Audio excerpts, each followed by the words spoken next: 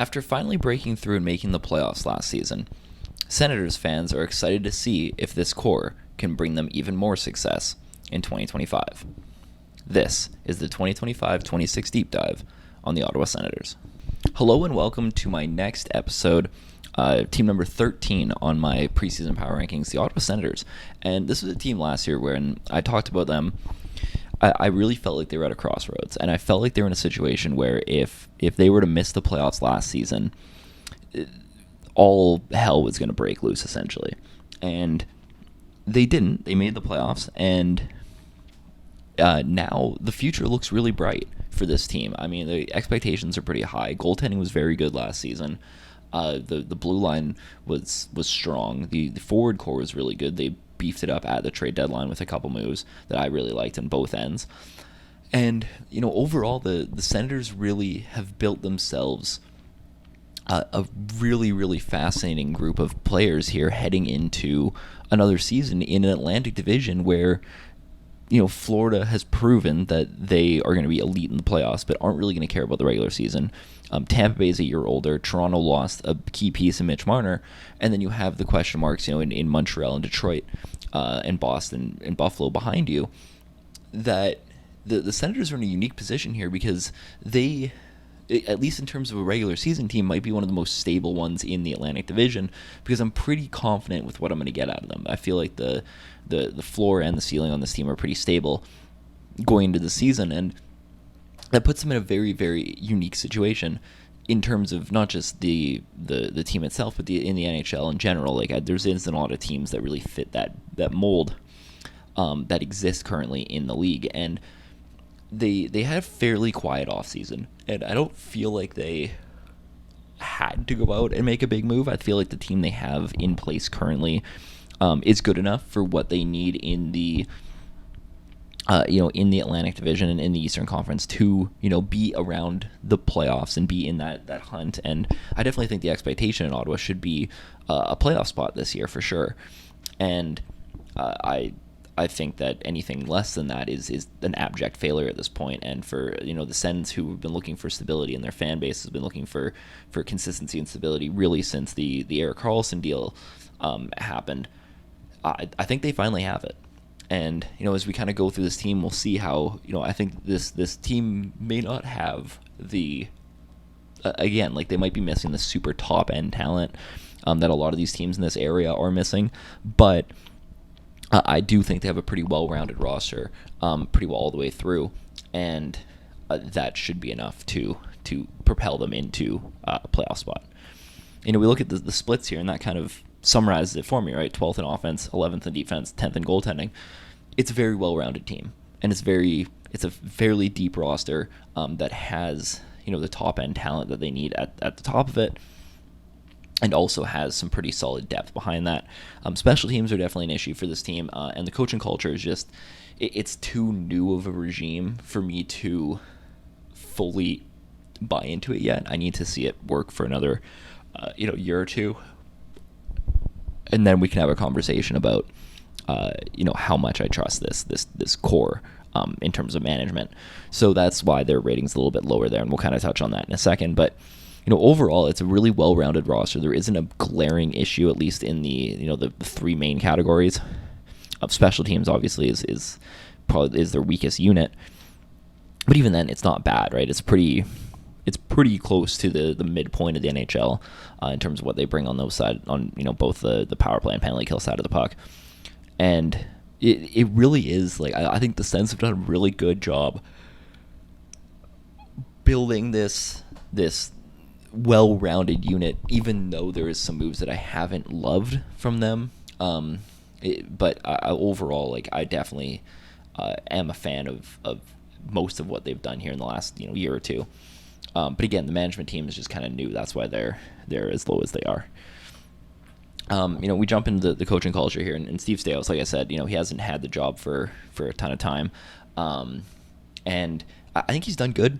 But again, it's just I need to see the fruits of it come through in successful years here before I fully plant my flag in him. I think there's been some questionable moves along the way there. I think that the trading of Jacob Chikrin was a question one, and I think that although I do like Nick Jensen, I think obviously Jacob Chikrin's a better defenseman, and he proved that last year in Washington. He did a phenomenal season.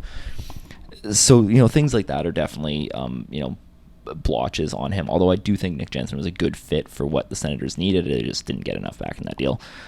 But overall, I think he's done a fine job. His drafting has been a little questionable since he took over. So that's another area that I do have issue with overall. And then then you have Travis Green, who man, oh man, I was really, really low on Travis Green last year when I did the Senators deep dive, and he proved me wrong this year. He had a strong season. Now, I don't think he elevated the roster a ton from where they were. They should have been, in kind of the bubble team territory.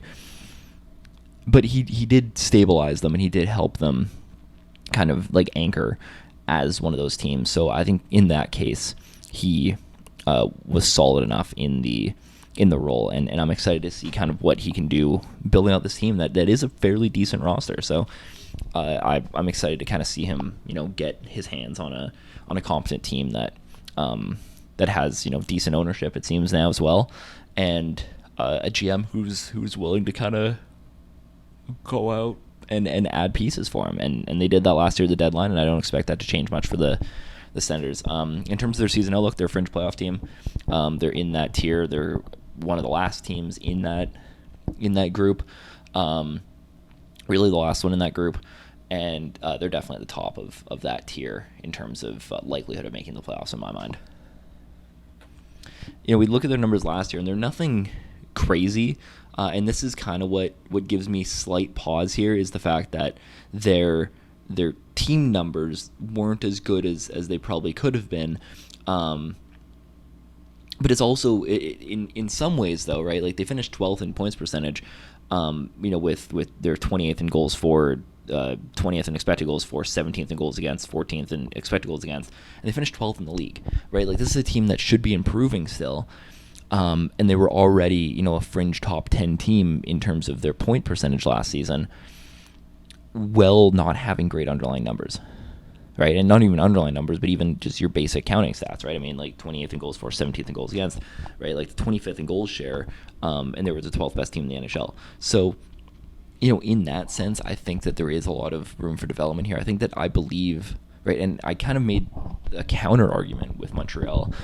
And my reasoning for the difference here is that I think the Sens' depth is better, right? I think the Sens are a deeper team than the Canadiens are at this current moment, right? Do I think Montreal can improve that? Yeah, fairly easily too. They don't need any big pieces, but as of right now, the Senators have a more mature team and a deeper team, and I think both those things are going to contribute to Ottawa having a higher ceiling in this season compared to down the road, whereas a team like Montreal may have a higher ceiling overall, but we don't know that yet. That's not the point of this. But the reason why the Senators are higher right now is because I just trust their core to replicate the success of last year more than I do the Canadiens. So I know I might get comments about that from people who've watched both videos. If you don't know what I'm talking about, go watch the Canadiens video, and then you'll get the content, the context. It's on my channel. In fact, go watch all the videos. There's a bunch of these up already, so you can go watch a deep dive on, whatever 20 other teams that I've done so far. So if you need something to do. But yeah, overall, the Senators had a strong season. They finally got over the hump of making the playoffs. They gave Toronto a pretty good test in the first round. So I think, overall last year was a success, but this year I really think that a true successful season for the Senators is going to be not only making the playoffs, but maybe winning a round, right, in an Atlantic Division where if you're not running into the Panthers in round one, you should feel like you have a decent shot of getting through round one. We jump into the offense here, and like I said, I think this is a really deep unit. There's a lot of players on this team that I like, even though some of the ratings may not indicate that. But guys like Fabian Zetterlund are players that I really like as a depth option. There, Michael Amadio, again, another guy that I really enjoy. Lars Eller, I think, was a really good pickup for the fourth line center spot. Ridley Gregg has been hot and cold so far in his career. But again, like I think some stable wingers and some stable ice time is going to help him out. Nick Cousins is somebody who's been a pretty solid fourth liner for a while now. But then even at the top, I mean, Brady Tkachuk is polarizing, but he's still a really good hockey player. Tim Stützle has taken over here as the kind of leader of this offense. But then you have guys like Drake Batherson, Claude Giroux, Dylan Cousins, adding some depth here. So it really is like you do have your kind of three tiers on this team. Now, I think the top end of this team, at least offensively, could use another player breaking into that top category. Maybe Drake Batherson can do that. Maybe Dylan Cousins can do that. I don't know. Those are kind of the two guys I'm really watching for this season in terms of players who could really break into being a one of those top tier kind of players. But this team really does have the solid levels of like your top end guys, your mid of the lineup guys, and then your bottom guys, and that balance is really important. And the Senators have it pretty good. Now, again, I think they could benefit from another top end player, but do I think it's absolutely necessary at this moment? Probably not. I think there's enough room for development with some of these other players where I'm not too concerned about it. We begin with Tim Stützle, and he's looking like the best of the three forwards in that top three area of that draft. I think it's pretty obvious that he's the best of the three at the moment.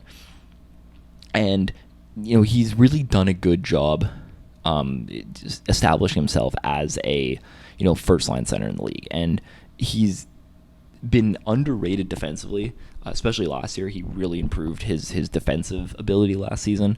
And if that can stabilize and he can be, a better long-term defender, then Tim Stützle is going to be one of the best two-way centers in the league, like pure two-way centers in the NHL, because his offense is already very good. Again, his finishing took a big step last year after a dip, the year before, but his offensive, generation and play driving and creation has been fairly stable throughout his career, and those are things that are going to be extremely valuable, right? Even if his finishing keeps fluctuating a little bit, if he can be a consistent play driver, he's still going to put up points. He's still going to be effective offensively, and that's kind of all you really want from your top line center. And again, if the defense can be consistently good raised at a higher level, then his value as a two-way center is going to jump up exponentially. Like it's very important to have those kind of players, and his primary assists are already really high, and things like that are really going to be important for the Senators having a competent core and a really for a top line center, and they have that here in Tim Stützle. Like he's taken over as that role and really proven that he can lead this team. And I mean, the depth behind him is really good too, right? Like I think Dylan Cousins and Shane Pinto and Lars Eller as your center core is really strong. And it starts with Tim Stützle. It starts with him being that primary guy, and then allows guys like Dylan Cousins to not necessarily have to be the guy on this team. And I'm excited to see how they develop. But if Tim Stützle can stabilize his defense from last year and kind of repeat that, and can shore up the finishing, like, man, we're looking at somebody who could really, really be one of the premier centers, like when he's in his prime. And that's really exciting. And the reason why I'm not super concerned about the Senators not having like another top end offensive player is because Tim Stützle is so young, right? Like they still have 3 or 4 years of development here before he's in his prime, and that's extremely valuable, right? Maybe not 4 years of development, but at least 2 or 3 more years of him consistently getting better, you'd hope, before he kind of peaks. And like that gives you a bit of runway here, especially with the cap going up, especially with the stabilizing of the rest of the roster here with contracts and stuff, and it gives them a decent amount of runway here to not take their time, but just be a bit more patient with trying to throw everything they can at the wall and see what sticks here, and they're doing a good job filling out everything else, and then just hopefully that next top end player does eventually present themselves to the Senators, and that would help them out. But because of how young Tim Stützle is, they're allowed to give themselves a bit more time. They don't have to rush into that, and that's super important because he's been incredible since stepping into the NHL, basically. Brady Tkachuk is a super polarizing player, right? This is somebody who people love to hate on because he's annoying to play against. Right? It's very Brad Marchand-like. I don't think he's gotten to the level of Brad Marchand in terms of in terms of like how good he is, and his production, but Brady Tkachuk is still a really, really useful player. Like, he's still a very good player if you ignore all the internal biases towards him being annoying. And he does a lot of really good things right? Like, obviously he's going to be a pest. He's going to be the guy that gets into those corners and wins battles. He does a good job at that, right? Now his successful retrieval percentage isn't great, but he does get into a lot of battles, and that's why. And when he does get the puck, it's leaving the zone, and that's kind of what you want from him, right? Like, he gets into so many battles that he's not super efficient at it, because he likes being in those situations. He puts himself into situations where he's probably not going to win battles, right? Like, he doesn't have the I don't want to say IQ to choose his battles properly, but that's probably the best word for it. And that does lead to him losing a lot of those, but it's not really like a concern because of just how effective he is when he does get them. And even if he does lose battles, like, most of the time he is disrupting the play enough where it is causing it's not leading to an easy transition out of a puck battle. And so even though he's losing those in terms of not having possession, he is disrupting the flow of what the offense wants to do, and that's still valuable in itself. And he's going to be somebody who crashes in it. He's going to generate a ton of opportunities like that. And one of the things that when you look at somebody like Brady Tkachuk's like expected goals numbers, for instance, he's somebody who does tend to have like inflated expected goals numbers, which is why I like using the microstats more. Which, if you're watching on YouTube, that's what's pulled up on the screen right now. Because Brady Tkachuk just gets himself, and Brandon Gallagher kind of had this issue too, where he got himself to the net so much that like a lot of his shots were coming like right in the crease, and because goalie positioning isn't something that's tracked publicly, you tend to see super inflated expected goals numbers for players like that because most of their shots are coming like a couple centimeters away from the net, and the way expected goals models works is it values that extremely heavily because typically if you're shooting a centimeter away from the net, the puck's probably going in because it's an empty net, right? So things like that are some issues that you can have with guys like Brady Tkachuk's expected goals. So just something to kind of keep in mind when looking at some of those players, which is why for a player like this, I've pulled up his more micro stats, which are hand tracked independently, but so you can take them with a grain of salt as well, but nothing's perfect. The point is that Brady Tkachuk is he's still a super useful winger. I don't love that he's like the second guy on this team. Again, like, I'd prefer him to be like the third guy on this offense, and maybe they have somebody who can develop into that, right? Maybe a year of Dylan Cousins out of Buffalo, helps him see the light and become, the typical post Buffalo forward where he just takes his development up another notch. That's something that just happens with everybody who leaves Buffalo.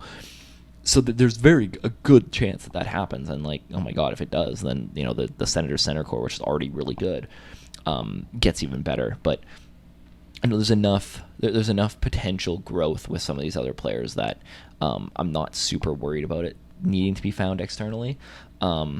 But even if you can raise somebody up to like the value level of Brady Tkachuk on this team, that would really help them overall. Because I don't know if Brady Tkachuk is good enough to be like the second guy, on a Stanley Cup winning team. Whereas if he's like the third or fourth guy on a Stanley Cup winning team, then you probably have a very, very good team because he's still a super strong player. Dylan Cousins, as I just talked about, is somebody who has put up fairly underwhelming numbers over his career, and he's been weird because like he has a ton of talent, right? Like, I do think the Senators won that trade. I talked about that in the Buffalo video where I think they did a good job. I don't love Josh Norris as a player, and I think Dylan Cousins has so much untapped potential in terms of like what he can do offensively.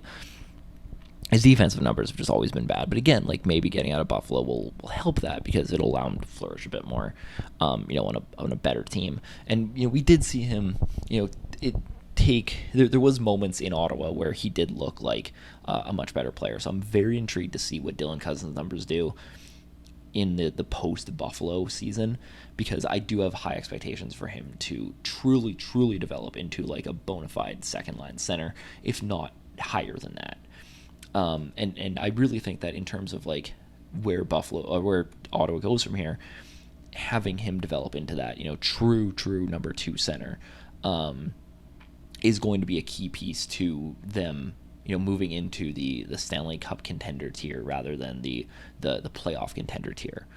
And it was a trade that I really liked. I think they got very good value for him, but there's a lot of there's still some question marks I have about Dylan Cousins and what he can be, long term. And if it turns out that he's just a middle six, center who can play kind of up and down the lineup, then that's still valuable, and I still think they end up winning the trade. But if he can become a true number 2 center, that he was projected to be when he was drafted, then that brings an immense amount of surplus value to the Sens, because they don't need him to be better than that, right? They have Tim Slitslow. They don't need something better than that. But if he can get himself up to Brady Tkachuk level, in terms of overall value to the team, like that's a super good addition for them, long term. And he's probably the most intriguing player on the Senators in terms of what I'm looking for, like in terms of somebody that I'm excited to watch. The development of Dylan Cousins is going to be number 1 on my list, because I think it's so important to the overall success of what the Senators are going to be long term. Drake Batherson I kind of touched on here, and Drake Batherson he's such an interesting player. He's gotten better year over year the last couple years, and he became a really high end finisher 2 years ago, and that just has kind of continued. But he's kind of turned into a bit of a power play specialist for the Senators, and he's been one of their best power play guys. But his ability to drive play 5-on-5 really hasn't been there. And 26, 27 years old, it's hard to see that developing into anything substantial at this point.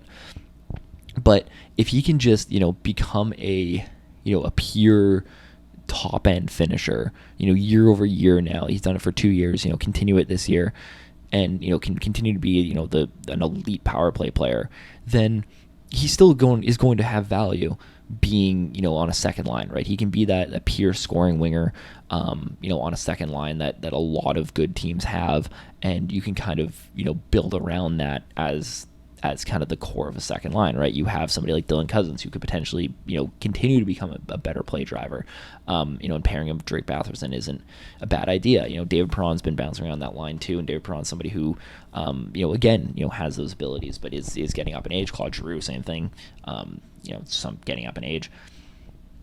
So for me, what I'd like to see out of Drake Batherson is just an improvement kind of across the board in terms of his even strength numbers, right? Like, I want to see him become a better play driver. I want to see him become a better, defender, better disruptor, better in his spacing, both with and without the puck, on offense and defense.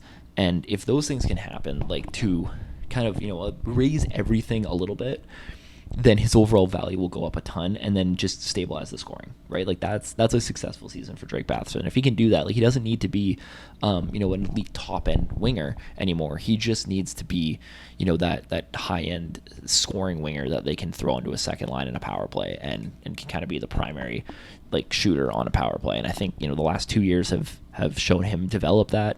It's just going to be a matter of that continuing and into his prime here. Is just, if he can be that consistently, then that brings a ton of value to what the Sens need, because that secondary scoring is very important, and he looks like somebody who could provide that for them, even if the top end, like super high end first liner isn't really there. Fabian Zetterlund is somebody who I've really liked for a long time. Like, I was a big fan of him in Calgary.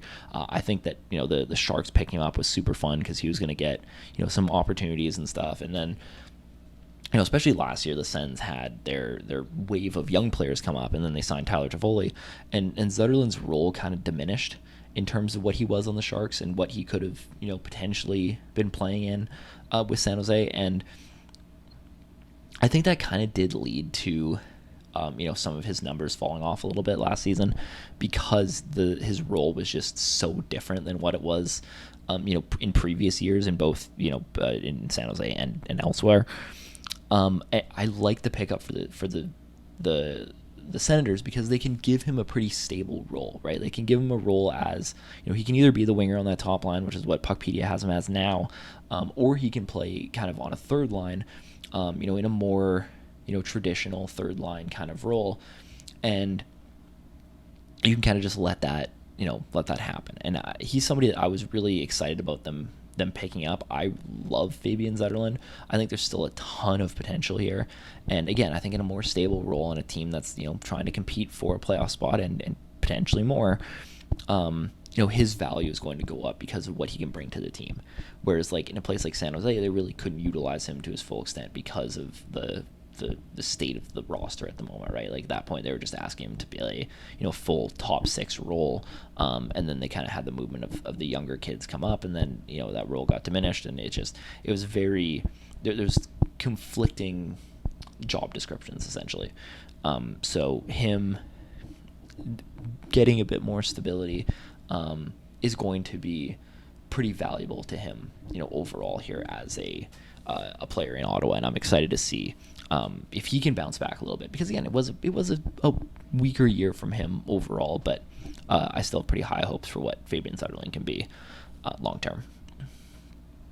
Claude Giroux is such a fun player, and Claude Giroux has been declining for a couple of years, but Claude Giroux is also 36 years old, so fair enough. But like Claude Giroux at this point, I think you want him to be a third liner. You want him to still be a very good power play player, which he should be.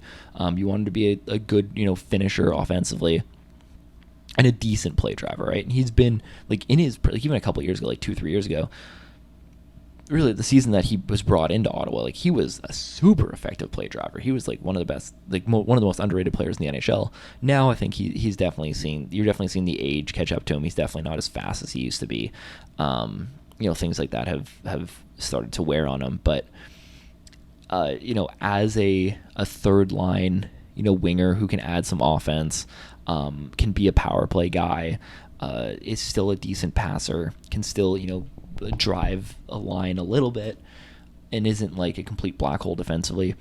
That's pretty much all you can ask for from him this season, and that should be his role. Again, they have guys above him in the roster now, right? When they brought him in, he was that pure second line kind of guy, holding down the top six a little bit. But now they've brought in other players that can fill those roles, and you have development from guys like Stützle and Tkachuk, where they can be your top guys.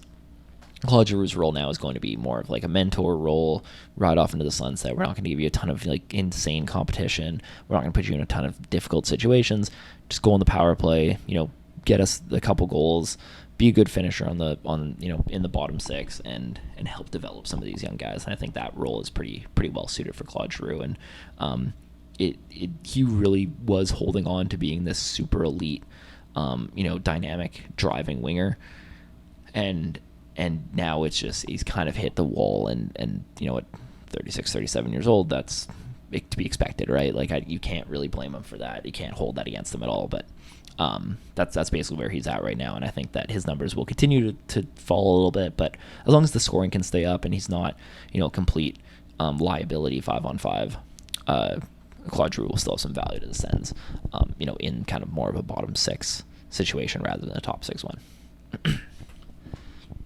David Braun is another guy here that I think is basically, he's in a similar boat to what Claude Giroux is, right? He's getting up there in age. 37 years old. This is not young. But same thing, right? If he can just be, competent 5-on-5 and still be your scoring winger in a middle six, on the power play, he does bring some value to the Senators in that. I expect his role to be very similar to Claude Giroux's. Actually, I think that they're both similar in that sense, where they kind of do the same things, not necessarily in terms of style, but in terms of role and what they can bring to the team. And those things are important, but you're at the point now where you're kind of waiting for that next wave of players to take over from these guys. And if both David Braun and Claude Giroux are playing more bottom six type minutes, by the end of the year, that's probably a good thing for the Sens because that means that the rest of the team is getting brought up, and your young players are starting to take those roles ideally.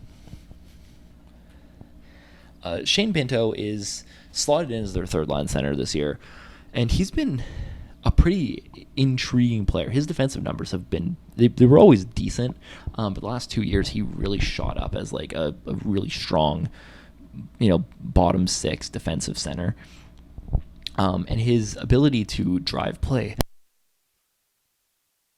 has all his ability to drive play has also really improved over the last couple years. It's been steadily improving year over year. And again, like kind of what I talked about with Tim Stützle, but flipped on the other way, right? Where his defensive numbers are already really elite, and his offense is kind of what's been moving up. If he can get both of those to a high level, especially in terms of like what a middle six center is supposed to be, like his value, especially on a third line, is extremely high as the 3C on this team. If Dylan Cousins can become that primary, pure offensive guy, where you have, Tim Stützle, who's a pretty good two-way center, and then you have your primary your pure offensive guy in Dylan Cousins, and you can kind of build a second line around that with, Drake Batherson and everything else there, right? And whether it's Perron or Giroux on the wing. And you have another good like two-way center in Shane Pinto behind that, you really are able to, run your first and third lines essentially as these, really good kind of unrelenting two-way lines that just don't allow you to do much, but also can generate a ton of offense. And then you have your pure offensive first line or your second line, and that combination actually bodes really well for the Sens, right? I think the best case scenario is that you get that development from Cousins, and then Shane Pinto continues to develop as like a super high-end two-way guy who can drive play a ton. Now his scoring isn't there like at all, but again, you pair him with with a Batherson or even a Claude Giroux or David Perron this season, and let his playmaking, his play driving develop, and give him somebody who can finish almost on their own, and the confidence is going to keep going up, and the defensibility is going to keep improving. And I'm really excited to see what Shane Pinto can do too. Like I said, like this center core is super intriguing to me. And it really is, it's more so because of what the middle of this group looks like, right? It's because of what Cousins and what Pinto could look like by the end of the season, because I think we're pretty certain that Tim Stützle is going to be really good. But it's just the development of everybody else that's going to be a big deal. And Shane Pinto is a super fascinating player if he can continue those development trends. And at 23 years old, you'd expect that he's only going to get better at this point. Now, do I think he can become a strong second line center? Probably not without the finishing, but do I think that he can be like one of the better third line centers in the NHL? Absolutely. And again, based on who the Sens have ahead of him, that's kind of all they need from him. And he's already a very good third line center in terms of like the other competition in that category. And if he continues on the development trend he's been on, and the offense, the creation gets boosted up, then like, man, you're looking at somebody who can be a super fun guy at the bottom of the lineup, who can be really, really hard to play and really be a matchup nightmare for any team in the league. Lars Eller is somebody they brought in this season, and Lars Eller at this point is just he's a veteran. He's 36. There's not a lot of life left on the Lars Eller train at this point, but he's always been this kind of bottom six player who's been really fun and super versatile around the lineup. And offensively, he's not going to bring you much at this point, but he's still a very effective defensive fourth line center. And again, like I talked about the roster construction, right, where you have your first and third lines being your two-way kind of all over the ice lines. Your second line is your pure offense, and then you have Lars Eller leading this defensive fourth line. And that structure is so like cookie cutter in terms of how it's the playbook for building out a typical team. And a lot of teams don't follow that now just because of how dynamic a lot of players are, but it looks like that's kind of what the Senators are trying to do, and Lars Eller really does help that, albeit likely just for a season. But it's going to give them that stability to continue to kind of build around that mold, and that's what these veteran players can do, right? It's not necessarily just they're just plugging a hole because they have nothing else there. But it's helping create it established a foundation and like a formula for how the team needs to be built out. And players like Lars Eller are going to add value to that. Now, I don't think Lars Eller is going to be this like in super impressive guy who's going to change this team and really move the needle for them. But it's winning those battles on the margins and getting yourself this higher end fourth line defensive center, which is what he is. And it gives you kind of that peace of mind to know you have somebody you can throw over the boards who has the veteran experience and can do all those things. Because Shane Pinto, for as good as he is defensively, doesn't have that experience and that knowledge, and you can use Eller even as a development tool for a guy like Pinto's defensiveness, and even guys at the top of the lineup like Tim Stützle, right? So I really like this ad in terms of what it is for the Sens. Now, I don't think it's going to like be the best free agent contract of the year because his point totals aren't going to be there. But I think that in terms of what he's going to add to the Senators internally, it was a really good pickup for them. Look at this blue line, and I love this blue line. Like, anybody who knows me, first of all, knows that Jake Sanderson is great. Like, I think he's amazing. He's a super versatile two-way defender. But the thing that's really going to jump out here is Thomas Chabot, and I think Thomas Chabot is one of the best offensive defensemen in the league, and we're going to talk about him in a second. But in terms of what he can bring from a play driving and a creation standpoint, and a transition standpoint, he is one of the best guys in the NHL at that, and he doesn't get talked about enough because the turnovers are there. And but here's the thing, right? Like, if you look at any of the top offensive defensemen in the NHL, a lot of them have a bunch of turnovers, right? That's nothing, like, it's not unique to guys like Thomas Chabot. That's just the way it is. And it's time for people to really respect him as he's not a number one defenseman, right? But they don't need him to be because they have Jake Sanderson. But he is a really, really effective offensive creator 5-on-5, and we're going to touch on him, but I'm already going on my Thomas Chabot right because I love Thomas Chabot. He is one of my favorite players in the NHL. Artem Zub, again, kind of the opposite of what Thomas Chabot is, right? Where he's kind of pedestrian offensively, but he is one of the best defensive, underappreciated defensive defensemen in the NHL. And then you have kind of the rest of this lineup, right? Jordan Spence was a fantastic pickup by them. Tyler Klevin has already put up really good defensive numbers despite a small sample size, and that's why his rating is as low as it is, because it's just sample size. But he's been really fun defensively. Jordan Spence, I think, was a fantastic pickup by this blue line.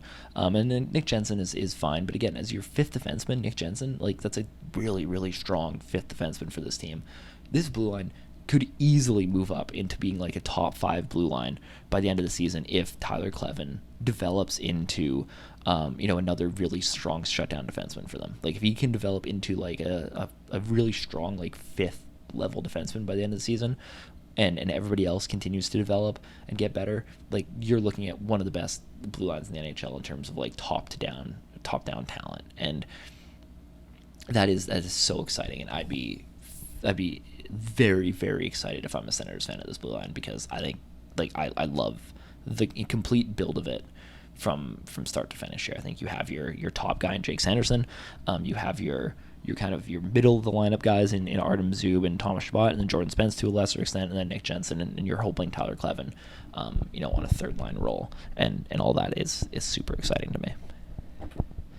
We start with Jake Sanderson, and the offense has been improving year to year, and I think he's starting to really, really develop into a higher end offensive creator as well. But his defensive numbers have been strong for a couple years now, and that is the harder part in a lot of ways to develop in a player, because the offense can just you can improve the forward core, and generally defensemen's numbers are going to improve just based on the assists. It's easier to break out when you're passing up to somebody who's more dynamic with the puck, etc. And his power play numbers are improving as well, and I think that's important, especially for a team that was as mediocre as they are on the power play. And it's just kind of I want to see his actual point totals continue to improve, because I think they're, especially for like a true top line defenseman, they're not quite where you'd probably want them to be. But I have no doubt in my mind that that's going to keep improving. I mean, we're talking about a guy here who's 23, right? Like, we forget about that. Like, this is one of the best, like, number one defensemen in the NHL, and he's 23 years old. We talk. Obviously, he's not like a Makar or Hughes, and I think that's why Jake Sanderson sometimes gets left out of that like super high end young defenseman lists and stuff. But this is somebody that would have just gotten off of Team North America's roster, right, in a World Cup, and it's insane how much runway there is left on Jake Sanderson, and he's already this good. I think you're really, really looking at somebody who could easily jump up into that top 10 defenseman conversation, even by the end of this season, especially if those offensive numbers can continue to develop, because the defensive numbers are already there, and his power play numbers are already there. The penalty kill, I guess, is the one area where, again, I think you could see some development in. He's a pretty weak penalty killer. But I like those are things that at 23 years old, I'm not super concerned about at this point, because you still have those couple years of development here before he really hits his prime. And if you can make him into a mediocre penalty killer and a above average offensive player, aside from the creation in terms of his point totals and his goals and stuff like that, Jake Sanderson's going to be really, really good and should be priming himself to be at least in the conversation for the top 10 defenseman in the NHL. If those development things can happen, because I don't think he's quite there yet, but he's knocking on the door, and 23 years old, I think there's still a lot of runway for him to kick that door down.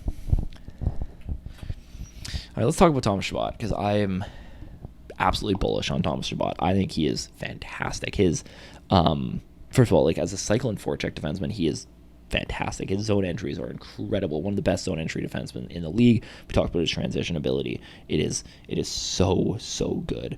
And his controlled entries are really, really high, and even his retrievals are pretty solid. Now, before I get kind of more into his offensive stuff, the one thing that I think his game lacks, obviously, is the defensive ability, right? But even if he were to improve his zone entry denials to a more league average level than they already are, that alone would improve his value as a defensive player, right? Because he doesn't need to worry about defensive positioning if the team carrying the puck isn't able to get into the defensive zone to begin with. So things like that, I think, are easy enough for him to continue to develop. In terms of his offense, he generates a ton of shots. He's very good at contributing to primary contributions on chances. His rebounds are fantastic. He creates a ton of offense. And especially paired, Thomas Chabot is not only really good at creating opportunities, but he's expertly paired for what this team is built around, right? You have guys like Brady Tkachuk who love going after those rebounds and getting into those dirty areas in front of the net. And if you actually if you look back at a lot of Tkachuk's opportunities like that, they're coming off shots from the point from Thomas Chabot, and the pairing of those two, just as a tandem in terms of what they can do offensively, is actually very unique, and it does a lot for what Ottawa's offense is built around here, and Chabot's ability to kind of feed off the style of play that this team plays around is very, very effective, and does really help the overall contributions here on the Sens. I think the one area of concern for me is the defensive numbers, but again, if he can keep putting up points, he can continue, creating those expected goals and being around there, the team is kind of built to grind out those plays, and if the scoring can improve, right, a year with Dylan Cousins on a different line, being a creator on his own, I think guys like Thomas Chabot are going to help him out a ton, and I'm very, very excited to watch it, because again, I love Thomas Chabot. I think he's amazing, and I think a lot of people don't give him enough credit for what he is, and he is one of the better offensive defensemen in the league. Artem Zub is kind of the opposite in terms of everything, right? His offensive numbers have actually been getting better, but they're still not at a super high level. But his defensive ability is fantastic. He's one of the best defensemen at shutting down those zone entries. He wins a ton of puck battles and is able to get the puck out very, very effectively. That's why people fell in love with him a couple of years ago. Now, he was 29, so his, the age curve is starting to get there. But as a, defensive defenseman, you do see a lot of guys continue to maintain their defensive ability because a lot of it is just positioning and just, understanding the game. So I don't see him deteriorating a ton there. I don't know necessarily if the offense is ever going to, fully peak to what it's, been kind of growing to the last couple of years. But I'm not super concerned about that, right? If he can just be the pure shutdown defenseman, playing that kind of that top end of the lineup, and even as a shutdown defenseman, being able to get the puck out in transition is it's such a valuable trait for defensive defensemen because a lot of them don't have that puck handling ability, whereas Artem Zub's able to at least get the puck out of the zone and get it up to wingers who are better suited to create offense. So those things are super valuable and really underrated traits for the kind of a defenseman of Artem Zub's style. So overall, like his penalty kill numbers are really good too. So in that top four, right, you have your two-way defenseman in Jake Sanderson. You have your pure offensive guy in Thomas Chabot. Then you have Artem Zub, who's your pure like defensive guy, and you really have this top three now where they're all really good at different things and they all complement each other really, really well. And you add a guy like Nick Jensen to that, who they brought in the Jacob Chikrin trade, and Jensen's defensive numbers last year, like going into his time in Ottawa, Nick Jensen was a better defender. He got worse last season, and I don't know if that was necessarily a systematic thing, if it was just a play style thing, because they play a different style than the Capitals do. He put up a decent amount of points. He looked like his from the outside, he looked like he was being a really good offensive contributor. I don't know if that's repeatable necessarily, but in terms of like what he is as a defenseman at this point, he's solid enough if he's going to be your fifth best defenseman, and I think he is right now. Like that's one of the fifth best defensemen in the NHL for what he brings to this team. Again, like I don't know if they got enough value for that deal. They didn't get enough value for that deal, but for what Nick Jensen is for this team, like aside from what the acquisition cost was, he is a very useful player for what the Sens need in that role. And as a more veteran presence on the blue line, for somebody who can bring stability on both sides of the puck, Nick Jensen's going to be able to do that, especially in a more diminished role on this team. Because I think Jordan Spence is going to jump up, and Jordan Spence has been pretty solid. His defensive metrics have taken a jump last year compared to his first season. His offense took a bit of a dip, but overall, like he does show what could be the makings of a strong two-way defender. I rated his defense higher because he's been more consistent in that regard. But again, like what is the ask going to be for Jordan Spence, right? Like at worst, the ask is going to be you have to be our fourth best defenseman this season. Like that's not like a big deal to this team, right? Like they have such high stability at the top end of the lineup where I don't see that being, a major issue for him to it's not gonna be an overwhelming role. And that's why I really like this pickup, among other things. Like I think it was such a like the LA Kings could really use a defenseman like Jordan Spence, because Cody Ceci's not it. And they had this guy there who fit that mold really well, and they just kind of gave him away. And I think the Sens are going to benefit a ton from Jordan Spence. He might be like the fan favorite on this blue line, right? Like right now it's kind of like obviously Jake Sanderson, but like Artem Zub has kind of been like the fan, like Ottawa Senators guy. I think Jordan Spence takes that title from him because Jordan Spence is he's so much fun. And I think again, just stabilizing out on both ends of the puck. If he can become a strong middle pair two-way defender, then that's like surplus value for the Sens. They really just need him to be defensively sound, but if he can bring that extra jolt of offense and be a decent playmaker from the blue line, then like that adds a ton of extra value to what Ottawa's trying to do here. And I really like this pickup. It was one of my favorite pickups of the offseason across the board. And, like I said, the Senators didn't do anything crazy this summer. It was Jordan Spence. It was Lars Eller. But I think the Jordan Spence pickup is going to be massively underrated and is going to pay dividends to what the Sens are doing here overall.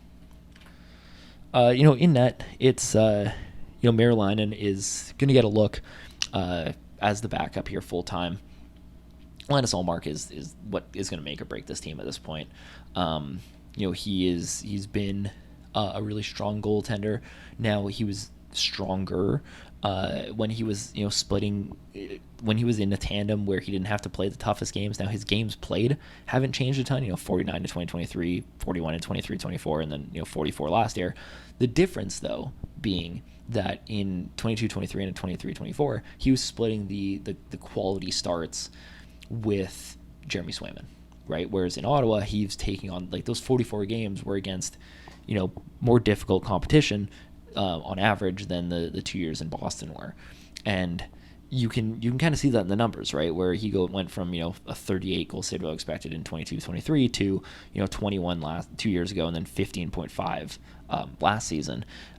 Same thing with his save percentage, right? He went from 93.7 to 91.4 to 90.8. His Finnick save percentage, same thing, 95.4, 94.1 to 93.6. So you're seeing a bit of a decline here in Ullmark, which is why his rating is lower. Just because, like, he's been on this kind of steady decline year over year. He's still a very strong goal area. Like, a 15.58 goal save above expected last year is still, like, a very quality start. I think he was, like, 15th in the league, in that number. So that's still, a top half of the league-ish starter, especially for 44 games played. So, like, it's not like a major concern for me, but I do want to see him kind of move. I don't want to see him decline again, right? Like, if at the end of the year we're talking about Linus Ullmark and he's sitting with like a 10 gold saved above expected and a, basically like maybe an 890 or 900 save percentage, I'm going to have a bit of concerns long term with what he can be here. But if we're looking at Swayman and he's sitting at 13, 14 goal save above expected, similar save percentage, then I'm really not going to be like, that's good. I think that's good enough for what the Senators need to be competitive. Like, I really do. I don't think they need better goaltending than what he provided last year. They just need it to be stable. And the 3-year decline that Ullmark's been on is a little concerning, but overall, like, I'm not like extremely worried about it. I don't think it's like the end of the world. Finally, the special teams, and like I said, this unit is pretty mediocre in terms of what they can do. Drake Batherson obviously is a fantastic power play specialist. Brady Tkachuk is really good because of how he can get to those pucks. Claude Giroux still brings some value there. In terms of the penalty kill, Artem Zub obviously is fantastic, but the penalty kill really doesn't have any massive game changers for me. Linus Ullmark's penalty kill numbers are really strong, but that's the unit. This is kind of the part of this team I'm the most concerned about because of what it is. But again, like, they have enough young players. They have enough flexibility where you can go get yourself, a penalty kill guy if you need to. It's not the end of the world. It's something that can be fairly easily adjusted if necessary. So, like, overall, it is their weakest unit. But for most of these teams, if their weakest unit is going to be special teams, and the rest of their team is as well-rounded and high-end as the Senators are, I'm not too concerned about it overall. So there you have it. That is team number 13 on my preseason power rankings. Thank you again for watching. Let me know what you think of the Ottawa Senators down below. I'm super excited for this team. This is one of my, this might be higher than some people have the Senators, but I think I'm pretty confident in their development and what's going to work well for this team. And I don't have a ton of concerns, overall on the roster besides, the ones I touched on in this video. But overall, like, I really like where the Sens are at and what their future looks like. But let me know what you think down below. We have 12 more of these to go, so make sure you subscribe so you don't miss any of those 12 teams. And we're getting close to the NHL season now. I think we're about a month or so away, so that's exciting. But thank you for watching, and we'll see you in the next video for team number 12 on my preseason power rankings.